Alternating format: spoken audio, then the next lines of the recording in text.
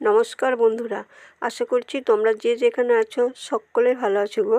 আমিও বেশ ভালো আছি। বাঁকুড়া জেলার এক সবুজ ঘেরা গ্রাম থেকে আমি তারা তোমাদেরকে জানাচ্ছি আমার ব্লগ চ্যানেলে অনেক অনেক ভালোবাসা। তো বন্ধুরা, এখন বাজে সকাল 7:30, আর এখন থেকে আমি আমার ভিডিওটা শুরু করছি। তো বন্ধুরা দেখো, এটা হচ্ছে আমার শ্বশুরবাড়ি, আর তোমাদের দাদাভাইয়ের সাথে এই কিছুক্ষণ আগেই আমি এখানে এসেছি। তো এসে শাড়িটা প্রথমে চেঞ্জ করেছিলাম, তারপর বাসি ঘরটা একটু লাথা দিয়েছিলাম, আর বাসি যে উনুনটা ছিল সেটাতেও আমি ছাই তুলে লাথা দিয়ে দিয়েছিলাম। তারপর ওই দিনের ওই বাসি শাড়িটা ছিল সেটাকে ধুয়ে নিলাম, দিয়ে যে জলগুলো পরে নিলাম। তারপরে এই যে কড়াইটাতে আমি জল নিয়ে নিচ্ছি, আর এই যে এঁটো থালা বাটিগুলো এগুলোও ধুয়ে নেব। আর এই এঁটো থালা বাটিগুলো কবেকার বলো তো? এগুলো সেই কালকে দুপুরবেলা তোমাদের দাদাভাই এই থালা বাটিগুলোতেই খাবার খেয়েছিল, রান্নাবান্না করে তরকারি রেখেছিল, কিন্তু ধোবার জল থাকেনি, কারণ কলের জলের ব্যাপার, তখন জলটা দেয়নি, আর ওতে চলে গিয়েছিল আমাদের বাড়ি।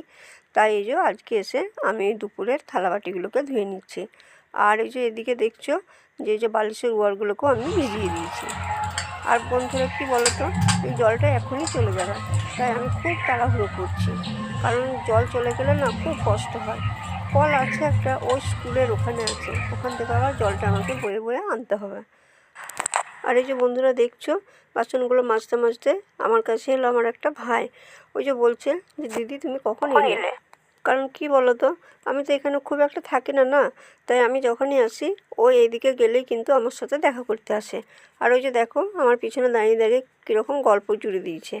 তা আমি বলছি যে তোমাকে ঠান্ডা লাগছে না? বলছে না, ঠান্ডা লাগছে না, কারণ আমি তো তোমার মতন জল ঘাঁটছি না, তো আমাকে ঠান্ডা কী করে লাগবে? তাই এইসব গল্প টল্প হচ্ছে। আর ওই জিজ্ঞাসা করছে যে তোমাদের তো পশ্চিমের দেশ, তোমাদের ওদিকে খুব ঠান্ডা তাই না? আমি বলছি হ্যাঁ। তো বন্ধুরা, আমি ওই সকল কাজগুলো করে নিয়েছিলাম। তারপরে এই যে দেখো, শীতের দিনে একটু যে আয়েস করব তাও কিন্তু ইঁদুরের সহ্য হচ্ছে না।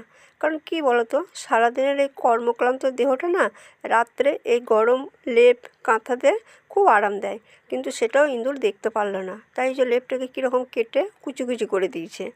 আর এই যে তোমাদের দাদাভাই তো থাকে, ও এটা ওয়ার পরিয়ে রেখে দেয়, আর এটা কি গায়ে দেয়। ও তো ধরো পুরুষ মানুষ, কিছু তো পারে না না করতে, তাই এই যে আমি এখন এটাকে সুতো দিয়ে ভালো করে রিপু করে নিচ্ছি। আর দেখছো বন্ধুরা, আমাকে কেমন ঘুরতে হচ্ছে, একবার এধার ঘুরছি একবার ওধার ঘুরছি, কারণ এমনভাবে এটা কেটেছে যে কি বলবো। আর দেখো এই যে শালুটাকেও কেটে আমি সাইজ করে নিয়েছি। তারপর বন্ধুরা আমি চলে এলাম রান্না করতে। আর আমি ওই লেপটা সেলাই করতে করতেই কিন্তু ওদিকে আঁচটা ধরিয়ে দিয়েছিলাম, তো আঁচটা উঠে গিয়েছিলো, দিয়ে আমি ভাতটাও বসিয়ে দিয়েছিলাম, দিয়ে কিন্তু লেপটা সেলাই করছিলাম। আর এই যে দেখছো গ্যাসে এখানে আমি তরকারিগুলো করে নেব।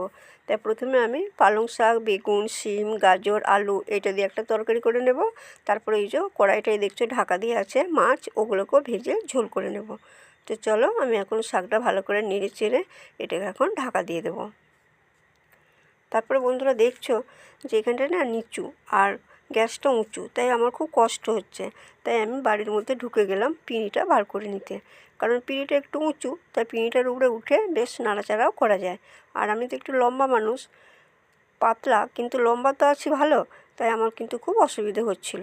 তাই এই যে এখন পিঁড়িটাতে ভালো করে বসে শাঁসে দিয়ে ওটাকে আমি নেড়ে নিচ্ছি। তো চলো,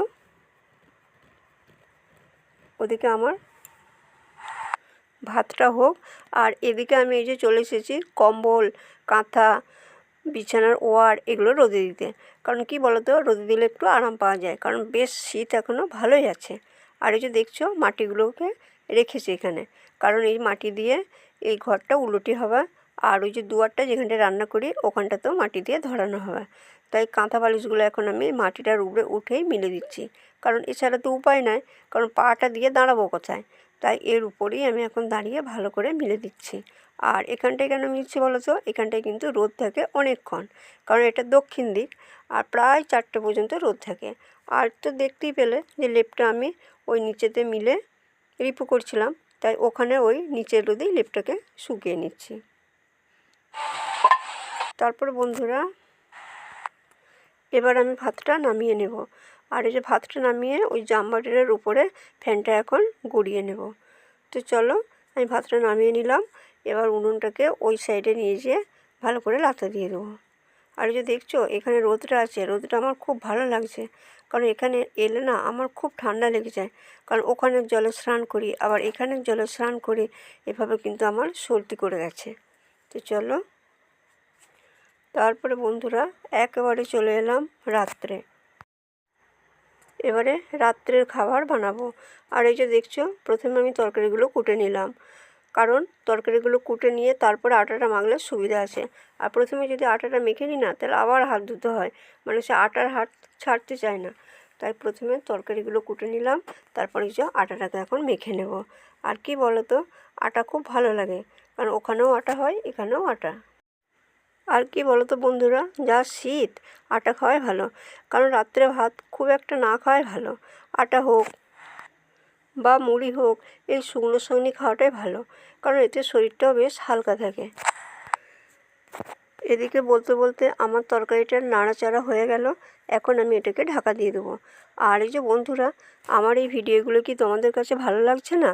যদি ভালো না লাগে সেটাও আমাকে কমেন্ট করে জানিও, যদি ভালো লাগে সেটাও আমাকে কমেন্ট করো। কারণ কি বলো তো, তোমরা কেউ ভিডিওয় কমেন্ট করছো না, লাইক করছো না, তাহলে আমার কি ভালো লাগে বলো? কারণ তোমরা যদি আমাকে একটু সাহায্য সহযোগিতা না করো, তাহলে তো আমি এই পথে আগাতেই পারবো না। তাই প্লিজ প্লিজ বন্ধুরা, আমাকে একটু সাহায্য সহযোগিতার হাত বাড়িয়ে দাও। তো বন্ধুরা, বলতে বলতে আমার তরকারিটা ভালো করে কষা হয়ে গেছে, এখন আমি এটাকে ঢাকা দিয়ে দেবো। আর তরকারিটা হয়ে গেলে পরে আমি আটাগুলোকে রুটি হিসেবে করে নেব, তখন তোমাদের দাদা হয়ে চলে আসবে। তো বন্ধুরা, ভিডিওটা আজকে এখানেই শেষ করছি।